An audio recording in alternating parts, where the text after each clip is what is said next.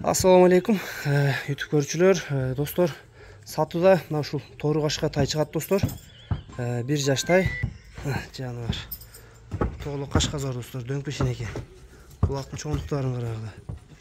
Тай азыр, достор, талада жүрөт экен, ары кыра экен, ошого жем жебей атыптыр азыр, жем беришпей атыптыр. Бутугонун узундуктарын көргүлө, достор. Чоң тай экен, бою 1,47 см дейт. Бишкекте туулган тай экен, аргын жылкы дейт. Точно кыргыз жылкы эмес дейт, кара байыр эмес дейт, достор. Полукровь жылкы экен. Бирок анык породалар экенин айта албайбыз дейт. Достор, өзү энчиге келген тай эле дейт. Ушундай тыйын керек болуп сатып атканга туура келип атыптыр. Энчиге алган элек дейт, ошон үчүн да көп бакпастан этин орто кармап карашып аткан экен, достор.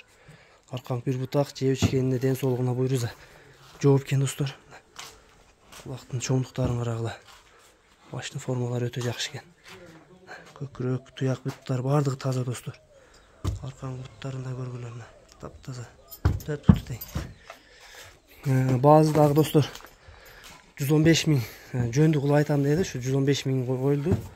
Бою 1,47 тегерек экен. Адрес, достор, Аксыда. Аксынын Кербен деген жерин, достор. Номерлерди астына жазып калтырабыз. Кимге тай макул келсе, номерлерге байланышка чыга бересиңер, достор.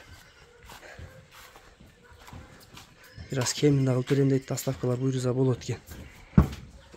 Соору жактарына көрсөтүп коеюн. Арка жактарын.